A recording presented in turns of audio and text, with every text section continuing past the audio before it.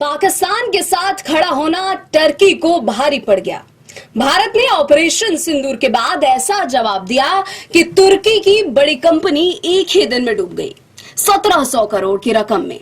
क्या ये भारत की रणनीतिक जीत है?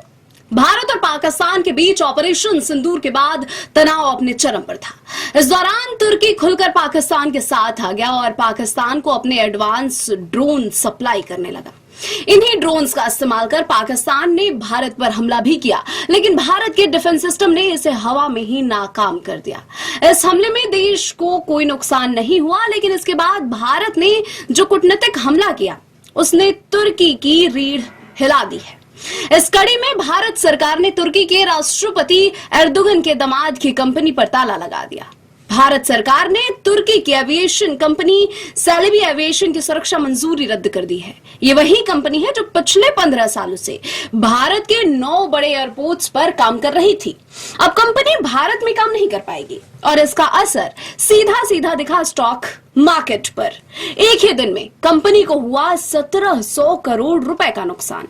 16 मई को इस्तांबुल स्टॉक एक्सचेंज में सेलेबी के शेयर 20% गिर गए।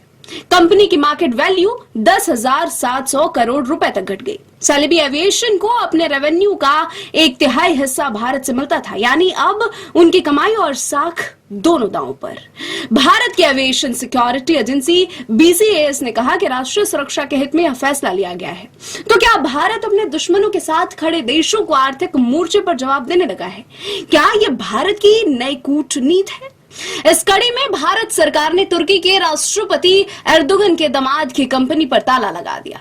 भारत सरकार ने तुर्की की एविएशन कंपनी सेलेबी एविएशन की सुरक्षा मंजूरी रद्द कर दी है। ये वही कंपनी है जो पिछले 15 सालों से भारत के 9 बड़े एयरपोर्ट्स पर काम कर रही थी।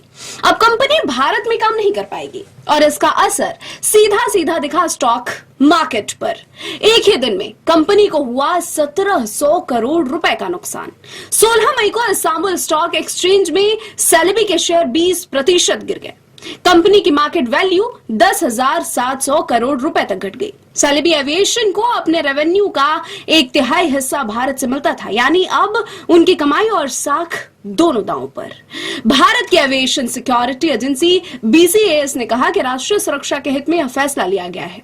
तो क्या भारत अपने दुश्मनों के साथ खड़े देशों को आर्थिक मोर्चे पर जवाब देने लगा है? क्या यह भारत की नई कूटनीति है?